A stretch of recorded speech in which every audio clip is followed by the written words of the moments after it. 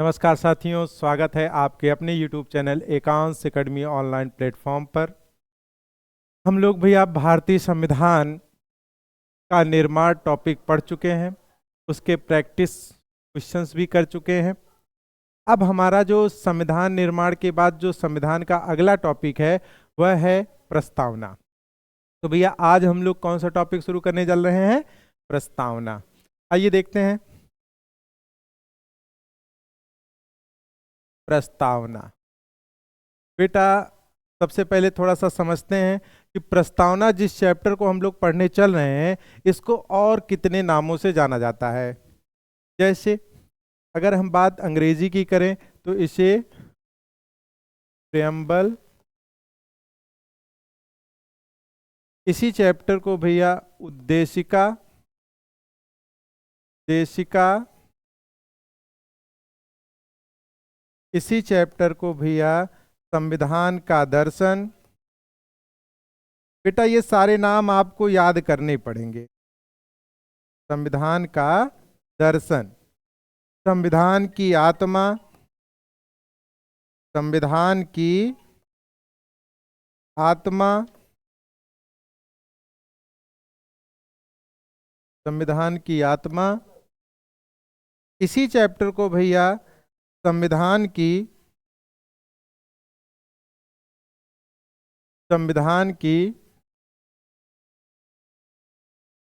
कुंजी, इसी चैप्टर को राजनीतिक जन्म कुंडली,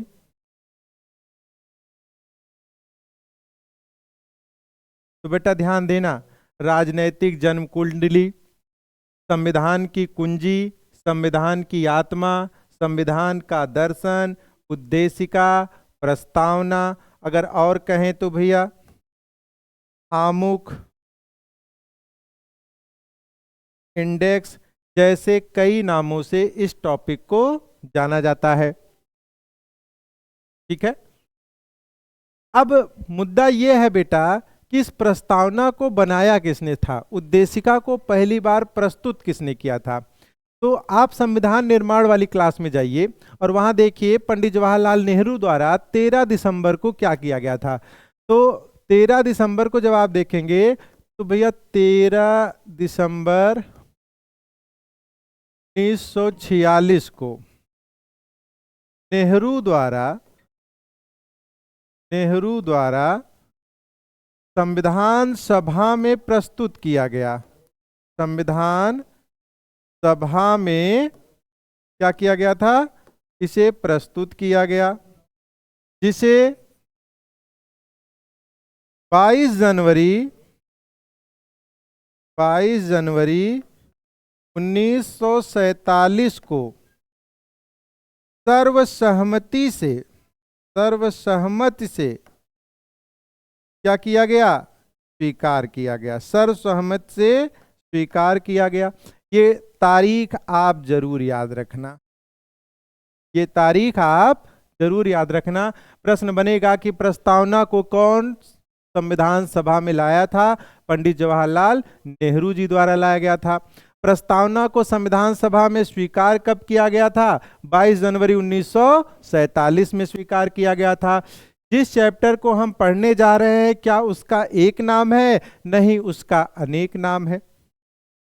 ठीक है। अब मुद्दा थोड़ा सा देखना भैया, बात को समझना। यहां पे कुछ क्वेश्चन जो फैक्ट के रूप में है, कुछ क्वेश्चन आपको फैक्ट के रूप में याद रखना है। जैसे क्वेश्चन बेटा यहां पूछता है कि हमारी प्रस्तावना को संविधान का दर्शन किसने कहा? संविधान का दर्शन प्रस्तावना को किसने कहा? तो याद रखना, सुप्रीम कोर्ट द्वारा ये वाक्य प्रयोग किया गया है। अगर आपसे पूछे कि संविधान की आत्मा हमारी प्रस्तावना को किसने कहा, तो याद रखना ठाकुर दास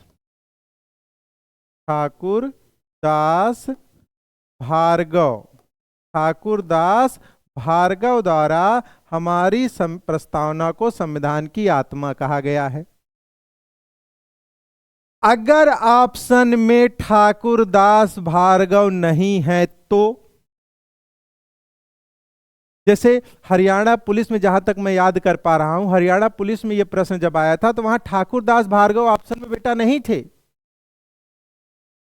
अगर ये ऑप्शन नहीं है तो फिर याद रखना, और करके मैं लिख दे रहा हूं, पंडित जवाहरलाल नेहरू, पंडित जवाहरलाल नेहरू को लगाइएगा। गलती से बाबा साहब भीमराव अंबेडकर पर मत जाइएगा, क्योंकि बाबा साहब भीमराव अंबेडकर ने संविधान की आत्मा अनुच्छेद 32 को कहा है। किसे कहा है? अनुच्छेद 32 को कहा है। अगला प्रश्न ये भी बड़ा प्यारा क्वेश्चन है।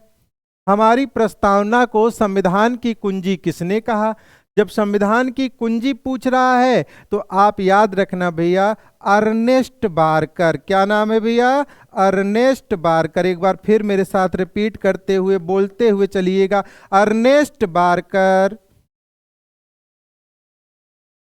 अगर पूछे कि राजनैतिक जन्म कुंडली किसने कहा तो के.एम. मुंशी। क्या बताएंगे? के.एम. मुंशी ने हमारी प्रस्तावना को क्या कहा था? राजनीतिक जन्म कुंडली कहा था, राजनैतिक जन्मपत्री कहा था। संविधान की कुंजी किसने कहा? संविधान की आत्मा किसने कहा? संविधान का दर्शन किसने कहा? ठीक है, ये प्रश्न विभिन्न प्रतियोगी परीक्षाओं में पूछे गए हैं। मैं आप लोगों को थोड़ा सा आत्मा से संबंधित एक बात बता दूं। संविधान की आत्मा की बात हो रही है ना, ये बड़ा कंफ्यूजिंग क्वेश्चन रहता है। संविधान की आत्मा, संविधान की आत्मा, थोड़ा सा उद्देशिका से हट करके मैं चल रहा हूं। अभी मैं फिर अपनी प्रस्तावना वाले टॉपिक पर वापस आता हूं। संविधान की आत्मा अनुच्छेद 32 को, अनुच्छेद 32 को संविधान की आत्मा किसने कहा? एक क्वेश्चन। प्रस्तावना को संविधान की आत्मा किसने कहा? दो प्रश्न। नीति निदेशक तत्व को, नीति निदेशक तत्व को, नीति निदेशक तत्व को संविधान की आत्मा किसने कहा? तीन प्रश्न। इन तीनों प्रश्नों का उत्तर अलग अलग है। मैं, आप ये थोड़ा सा बच्चे कंफ्यूज हो जाते हैं तो मैंने सोचा आपको पहले बता दिया जाए। अनुच्छेद 32 को संविधान की आत्मा किसने कहा? बाबा साहब भीमराव अंबेडकर जी ने कहा है। अनुच्छेद 32 को संविधान की आत्मा किसने कहा? बाबा साहब भीमराव अंबेडकर। उनसे पूछा गया कि भाई आप पूरा संविधान निर्माता हैं, संविधान के सभी अनुच्छेदों में सबसे अच्छा अनुच्छेद आपको कौन सा लगा? तो उन्होंने कहा he is none other than only one article, article 32।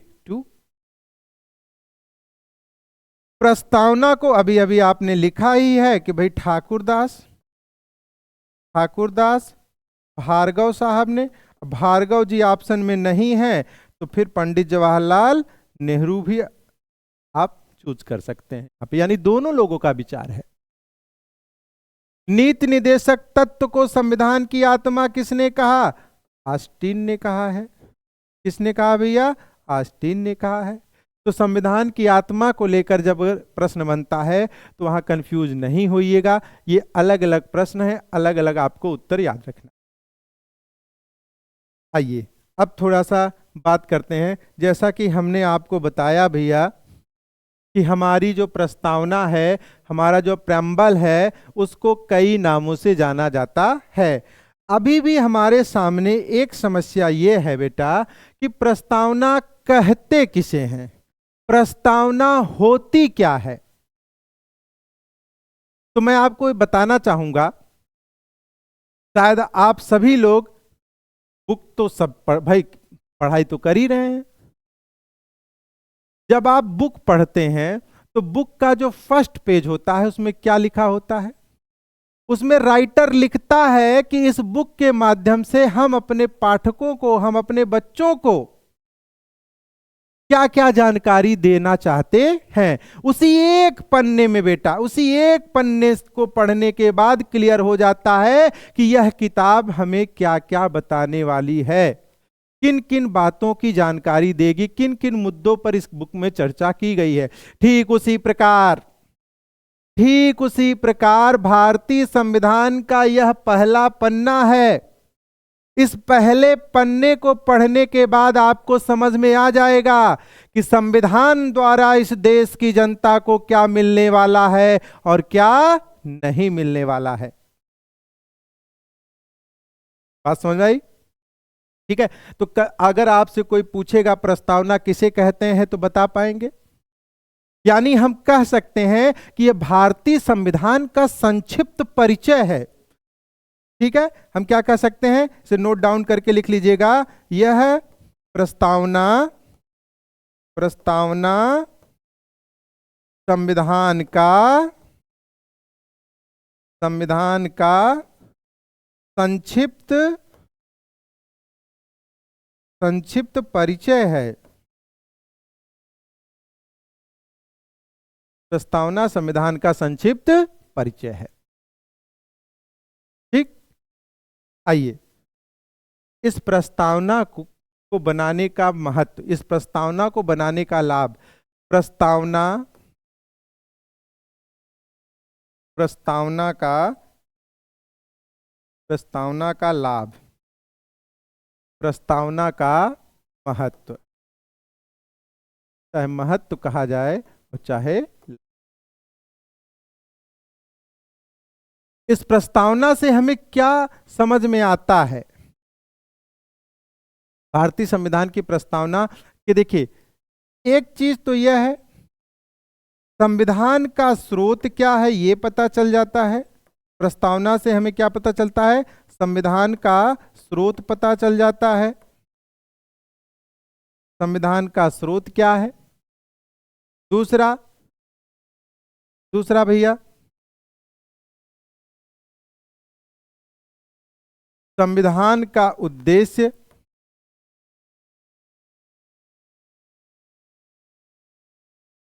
संविधान का उद्देश्य समझ में आ जाता है, संविधान क्यों बनाया गया है और संविधान कब लागू हुआ, संविधान कब लागू हुआ। प्रस्तावना से हमें क्या क्या पता चलता है, संविधान का स्रोत क्या है, संविधान का उद्देश्य क्या है और संविधान लागू कब हुआ।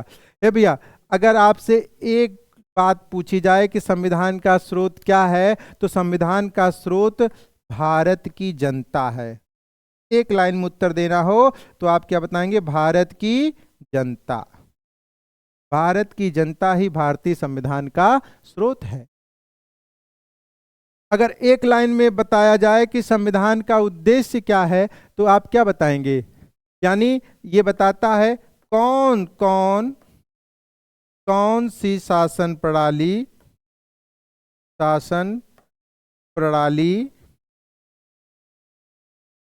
जनता को मिलने वाली है, मिलेगी। कौन सी शासन प्रणाली जनता को मिलेगी, ये संविधान का उद्देश्य क्लियर हो जाता है। भाई, स्वतंत्रता मिलेगा कि नहीं मिलेगा, संविधान में समानता होगी कि नहीं होगी, संविधान में न्याय व्यवस्था होगी कि नहीं होगी, संविधान में नागरिकता होगी कि नहीं होगी, मतलब इससे प्रस्तावना से क्लियर हो जाता है। स्वतंत्रता, समानता, बंधुता, न्याय, ये सारी चीजें प्रस्तावना से ही क्लियर हो जाती है कि भाई संविधान में क्या क्या मिलने वाला है। संविधान कब लागू हुआ ये हमारी प्रस्तावना में लिखा गया है, आप सभी जानते ही होंगे, 26 जनवरी 1950। 26 जनवरी 1950। बड़ा प्यारा सा क्वेश्चन है, थोड़ा सा फंसा के पूछता है, सुनिएगा जरा। भारतीय संविधान को पहली बार कब प्रवर्तन में लाया गया। भारतीय संविधान को पहली बार कब प्रवर्तन में लाया गया। बहुत सारे बच्चे बेटा यहां सोचते हैं कि पूछ रहा है भारतीय संविधान पहली बार परिवर्तित कब हुआ, चेंज कब हुआ। ना, प्रवर्तन का मतलब क्या होता है बेटा, लागू होना। ये क्या मैं लिख रहा हूं, प्रवर्तन। जब पूछे भारतीय संविधान कब प्रवर्तन में लाया गया तो आप यही डेट बताना, 26 जनवरी 1950, क्योंकि प्रवर्तन का अर्थ होता है लागू होना। परिवर्तन नहीं बोल रहा हूं, प्रवर्तन बोल रहा हूं, प्रवर्तन। परिवर्तन और प्रवर्तन में अंतर है। ठीक है, चलिए थोड़ा सा हम लोग आगे चलते हैं। अब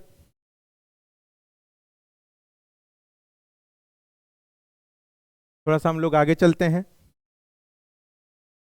अब तक हमने ये पढ़ा बेटा कि हमारी प्रस्तावना को कितने नामों से जाना जाता है, और उनमें जो विशेष महत्वपूर्ण नाम है वो नाम किसके द्वारा दिए गए हैं, प्रस्तावना का अर्थ क्या होता है, प्रस्तावना का महत्व क्या है, प्रस्तावना को क्यों लिखा गया। अब बात करते हैं कि ये जो प्रस्तावना में जो बातें लिखी गई हैं उनका क्या क्या अर्थ है। जैसे हम भारत के लोग, क्या अर्थ होता है, समाजवाद क्या है, पंथ निरपेक्ष क्या है। अगर पूरी प्रस्तावना को आप पढ़ते हैं तो कैसे लिखी गई है प्रस्तावना भैया, हम भारत के लोग भारत को संपूर्ण प्रभुत्व संपन्न समाजवाद पंथ निरपेक्ष लोकतंत्रात्मक गणराज्य बनाने के लिए उसके समस्त नागरिकों को सामाजिक आर्थिक राजनैतिक न्याय है। भैया कितनी बात बोला है, 3, सामाजिक आर्थिक राजनैतिक न्याय। फिर आगे लिखा गया है विचार अभिव्यक्ति विश्वास धर्म उपासना की स्वतंत्रता, यानी कितने प्रकार की स्वतंत्रता की चर्चा हमारी प्रस्तावना में हुई है, 5।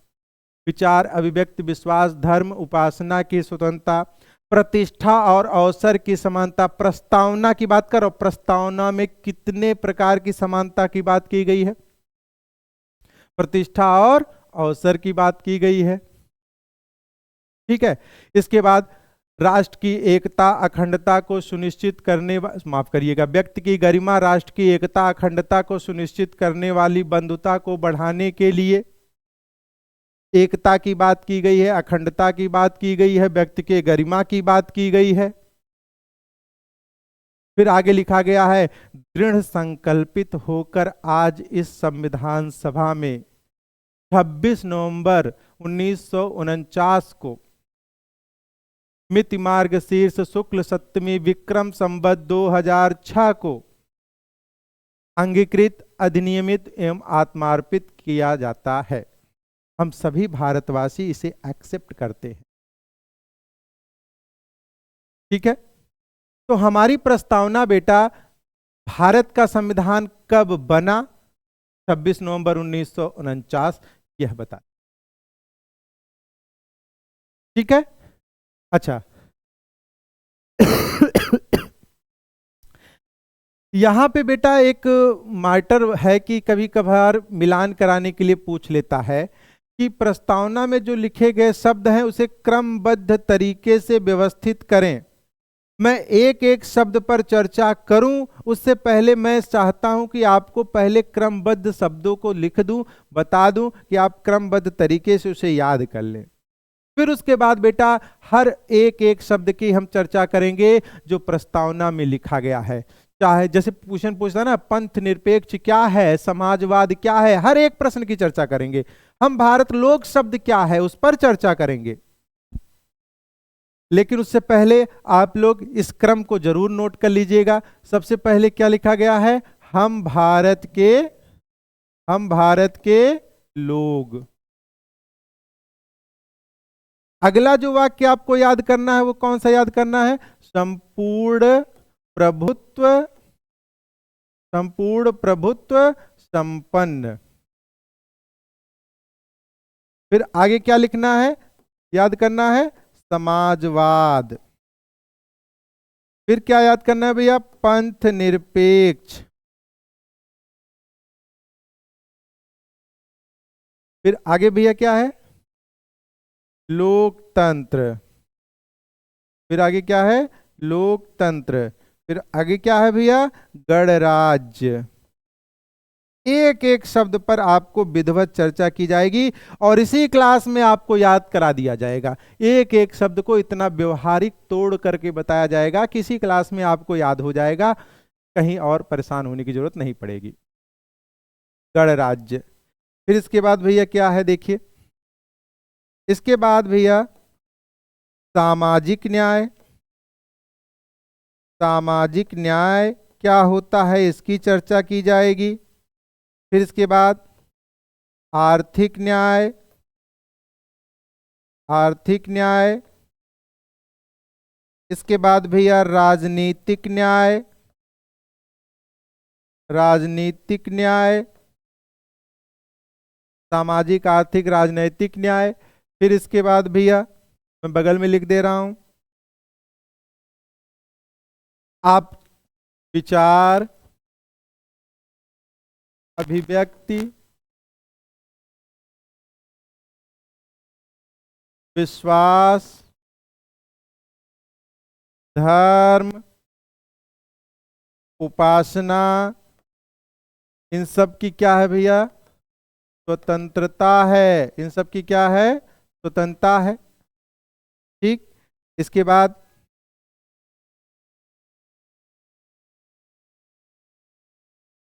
प्रतिष्ठा,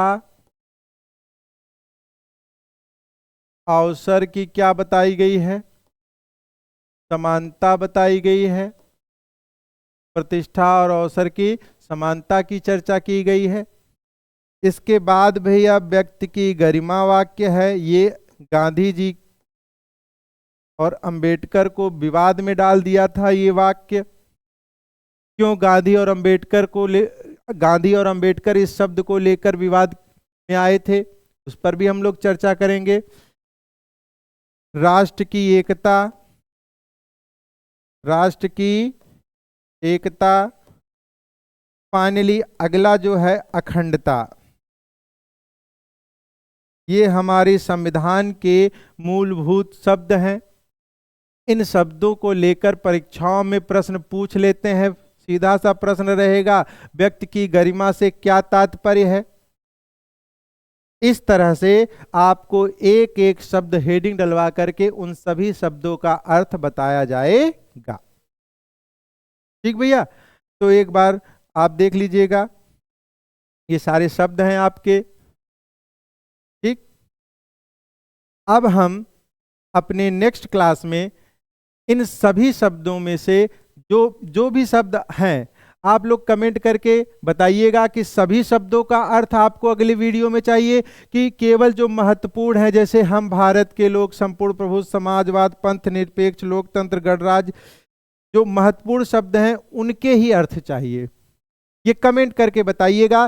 किसी बच्चे को स्पेशल किसी शब्द का अर्थ चाहिए तो वो भी बताएगा। अगर किसी बच्चे को संपूर्ण चाहिए तो आप लोग बताइएगा। उसी के हिसाब से हम अपना नेक्स्ट वीडियो आपके लिए लाएंगे। तब तक के लिए भैया धन्यवाद। जय हिंद, जय भारत, जय संविधान।